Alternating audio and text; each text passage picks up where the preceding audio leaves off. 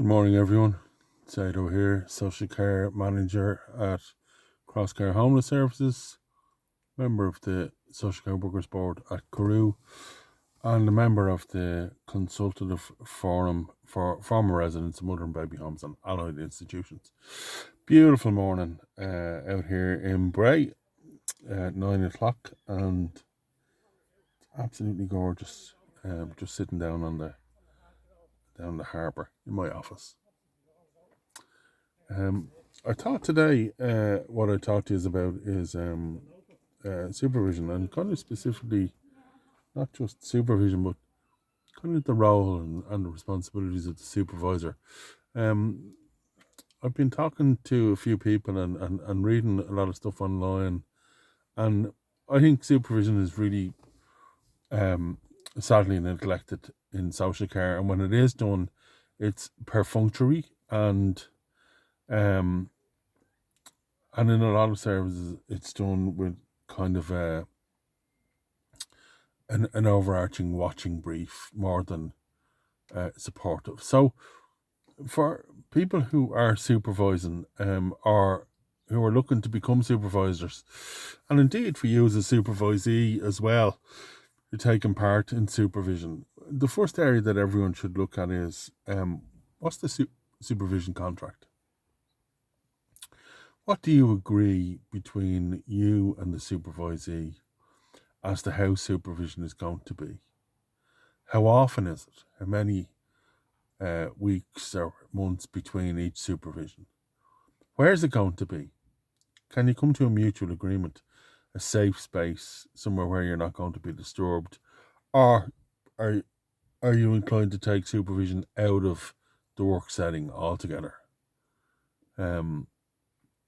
Who's responsible for what? Who writes it up? Who comes up to the agenda? All of that sort of stuff. So coming up with the basic agreements around the supervision role and who does what goes into your supervision contract. And then part of what I put in supervision contracts that I come to agreement with my supervisees is the challenge. Are they open to me challenging them and their practice? But then am I open to them challenging me and my practice?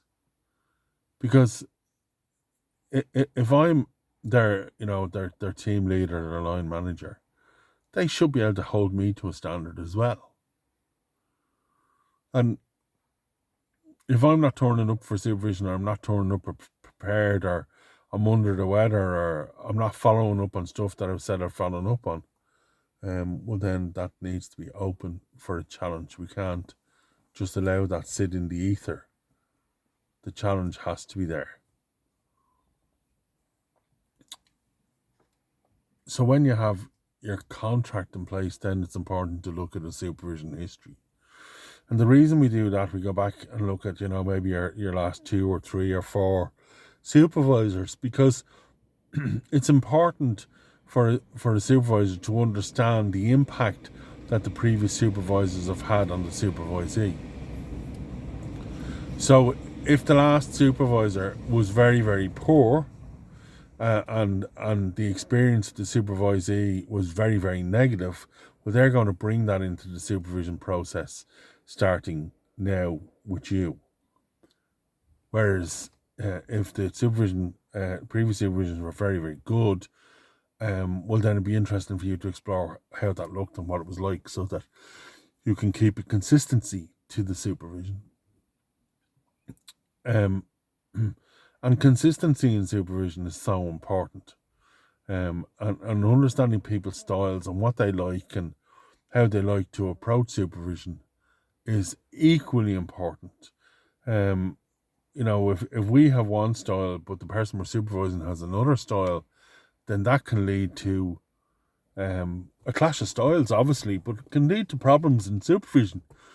Because we could have one way, an ideological way of doing it, and the supervisee won't. I'll catch you in part 2.